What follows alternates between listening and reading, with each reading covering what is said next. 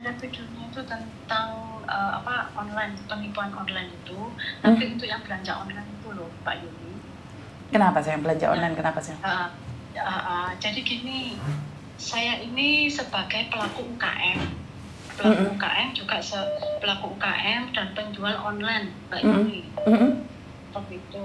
Jadi kalau saya dengarkan dari videonya Mbak Yuni sama Mbak TKW yang beli barang itu ada beberapa tahapan yang tidak dimengerti oleh Mbak TKW dalam bertransaksi online gitu, Mbak.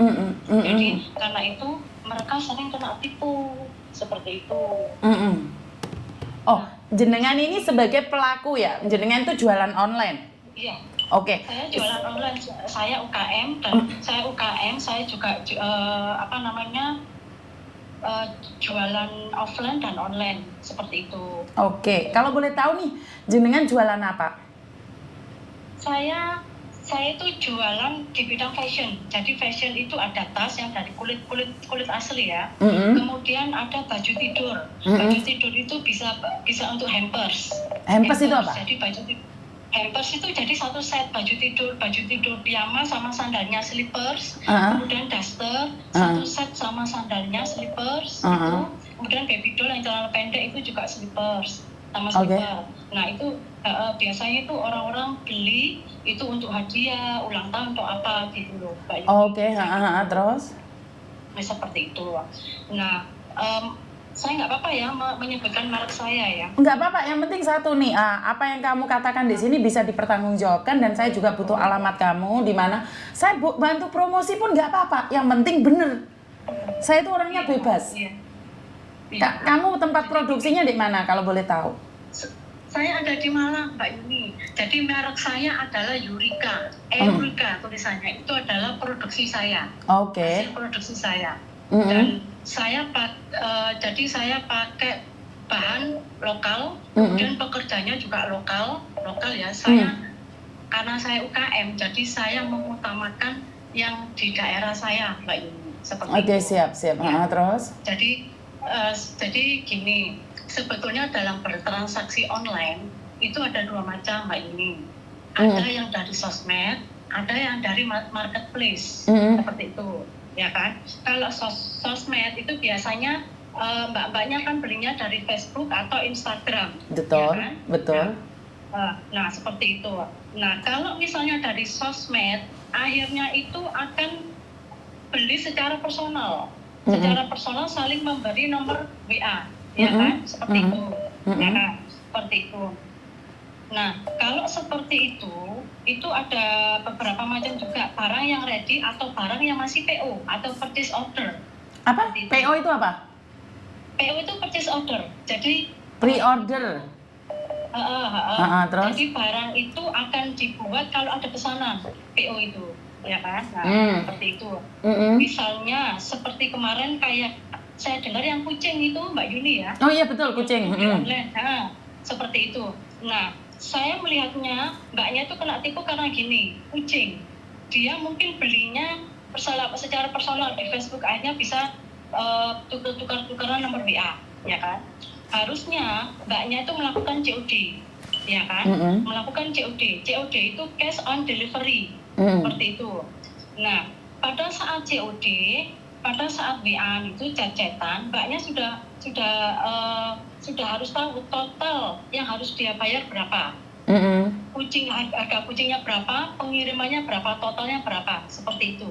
Nah, kemudian di situ janjian mau dikirim ke mana dan kapan. Seperti itu. Kalau COD itu kita tidak harus membayar barang itu sebelum barang itu ada di tangan kita. Sistem COD seperti itu. Oke. Ya, kalau dia sudah antar kemudian barang ada di tangan kita, sudah kita cek, baru kita bayar. Oke. Kita bayar. Nah, itu namanya COD. Kemudian kalau yang PO itu berarti pada saat mbaknya pesan kan berarti masih dibuatkan, seperti itu. Nah, pada saat PO jangan dibayar penuh. PO itu sebetulnya tidak boleh bayar penuh, Mbak Yuni. Jadi kita hanya kasih DP saja. DP. DP itu kisaran 30% sampai 50% harga barang. Seperti itu. Nah, kenapa penjual itu minta DP? Karena gini, Mbak Yuni. DP itu diperlukan biar antara penjual dan pembeli itu enak. Karena kalau tanpa DP, si pembeli itu seenaknya aja bisa meng-cancel barang. Padahal barang sudah mulai dikerjakan sama penjual, gitu loh. Nah, makanya itu penjual minta DP. Nah, kasih DP, kemudian selesainya berapa hari? Misalnya 1 minggu. Oke, 1 minggu. Nah, nanti barang kalau sudah selesai, penjual akan menghubungi si pembeli. Mbak, ini barangnya sudah selesai, mau dikirim kemana? Seperti itu. Nah, kalau barang sudah selesai, baru kita lunasi barang itu. Seperti itu, Mbak Yuni. Nah, pada saat proses menunggu 1 minggu tadi, kita sebagai penjual jangan diem aja, kita harus aktif. 2 hari sekali atau setiap hari kita tanya progresnya sampai mana pembuatan barangku, seperti itu. Nah, kalau pada saat WA itu jangan mau pembeli itu sudah ini masih on progress, minta difoto sampai mana, coba lihat bisa difotokan, seperti itu. Itu seperti itu, Pak Yuni. Nah, itu yang dari sosmed ya. Kemudian yang kedua yang dari marketplace, Mbak Yuni. Marketplace itu sebetulnya kalau menurut saya pribadi itu lebih aman buat Bapak yang di TKW. Yang ada di TKW itu lebih baik lewat marketplace.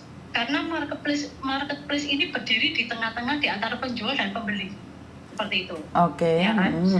Jadi pada saat kita order, misalnya lah dari toko orange, ya kan, toko kita order baju 1, nah kita beli, kemudian di situ sudah tertera barang itu akan terkirim kapan, seperti itu kan ya. Nah, kemudian kita harus tahu kita bayarnya pakai apa, pakai CODK, langsung transfer atau apa, seperti itu. Nah, kemudian kalau barang sudah barang sudah diantar, nah seperti itu, barang sudah pada saat misalnya kita pesan hari ini akan nyampe tanggal 2 hari lagi, tanggal 28 misalnya. Selama nunggu tanggal 28 kita itu bisa nge-track barang kita itu sudah nyampe mana gitu. Misalnya saya Malang ke Jember misalnya, hari ini saya kemas, kemudian nanti malam sudah sampai di Surabaya, besok sudah nyampe di Probolinggo, besok udah, itu bisa di-track, Mbak Yuni. Seperti itu. Setiap hari dan setiap jam itu bisa di-track, seperti itu. Nah, kemudian penjual itu tidak punya datanya pembeli, Mbak Yuni. Jadi database pembeli itu dimiliki oleh marketplace, Mbak Yuni. Jadi penjual itu tidak punya nomor WA, seperti itu. Jadi kalau misalnya ada yang tiba-tiba kita pesan di Shopee, Tokopedia, atau ada yang telepon, itu bukan dari penjual ataupun dari marketplace-nya, Mbak Yuni. Karena kalau kita ngasih nomor WA, nomor yang identik dengan nomor telepon itu akan difilter oleh Shopee, Tokopedia ataupun TikTok. Jadi kita tidak boleh menggunakan aplikasi yang lain, Mbak Yuni. Dan kita sebagai penjual tidak punya database pembeli. Database itu dimiliki oleh marketplace-nya. Jadi tidak mungkin penjual itu akan menghubungi pembeli, itu tidak mungkin. Gitu. Kalau misalnya kita pesan, ternyata barang itu habis, misalnya. Penjual akan menghubungi pembeli lewat marketplace itu sendiri, tidak akan menghubungi secara personal, Pak Yuni, karena nggak punya database. Gitu, Jadi seperti itu. Nah, itu yang tidak dimengerti oleh mbak-mbak TKW. Akhirnya banyak yang kena tipu, kena bea cukai segala macam. Bea cukai itu tidak tahu apa-apa itu loh. Seperti itu. Ya kan, tidak tahu apa-apa seperti itu. Nah, kemudian kalau misalnya barang sudah sampai ke kita buka, ya kan, kita buka. Nah, ternyata barangnya kok misalnya pesannya warna merah, yang terkirim kok warna pink. Berarti kan nggak sesuai, berarti kan salah penjual kan, Mbak Yuni.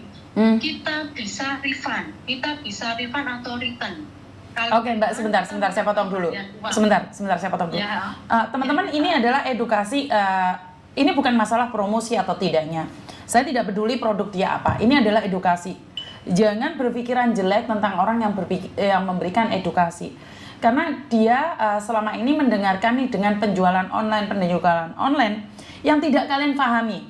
Jadi mbaknya ini mencoba menjelaskan, bukan dia promosi barangnya. Sebentar, saya belum mengatakan itu ya. Kenapa? Kalian mau beli barangnya dia atau enggak itu urusan kalian. Dan dia memberikan edukasi agar kalian tidak tertipu. Bisa membedakan mana yang jualan beneran, mana yang tidak. Karena dengan narasi saya mengatakan bahwa penjualan online harus hati-hati. Jadi ini jawabannya adalah bisa memilah. Kalau saya kan bukan pedagang online. Saya bisa pukul rata nih, hampir 80% yang jualan di online itu penipu. Tapi bagaimana dampaknya untuk yang 20%? Orang yang benar-benar jualan. Nah, dia itu memberikan edukasi. Dia di sini bukan promosi jualannya loh ya. Jadi jangan disalah tanggap. Inilah pentingnya edukasi. Kenapa sih kalau edukasi yang nonton sedikit? Ya karena kalian nggak mau peduli. Akhirnya ketipu baru belajar. Kan telat. Paham ya? Saya selalu katakan, kalau masalah edukasi, kalian tuh nggak nafsu nontonnya. Ih, nggak seru deh. Ya ini dampaknya. Kalau sudah edukasi, hilang orangnya. Yang nonton nggak ada, yang nge-share juga nggak ada. Karena saat penipuan terjadi, kalian baru, oh iya ya, telat, uangmu udah habis. Ngerti ya? Karena saya juga tidak ingin merugikan orang yang jualan online benar-benar. Jadi saya memberikan ruang nih pada orang-orang yang jualan online amanah. Biasanya orang-orang jualan online itu kalau belum laku banyak, dia barangnya bagus. Ya udah kita bantu promo, saya nggak masalah. Saya tuh membantu promo nggak masalah, yang penting jujur dan amanah. Tapi setelah rame biasanya barang yang nggak bagus, nanti saya kasih tahu lagi. Ini penting loh, edukasi ini penting loh. Saya perlu ngundang orang-orang yang punya edukasi, walaupun penonton saya sedikit. Paham ya, bisa difahami. Penjualan online, orang yang jualan online tidak semuanya penipu. Tapi 80% penipu. Dan ini orang-orang yang benar-benar jualan online, memberikan edukasi, rungokno. Jangan gagal paham dulu. Ngerti nggak? Mbaknya tuh ngasih tahu yang benar-benar jualan itu yang mana. Karena mereka juga nggak mau dirugikan, Mbak. Bener gak sih? Jadi mereka itu memberitahu, ini loh, bedanya ini loh. Karena kalian itu keburu nafsu dengan barang yang murah. Nek barang murah ya Tuhan. Saya bukan melarang kalian jualan online, beli online.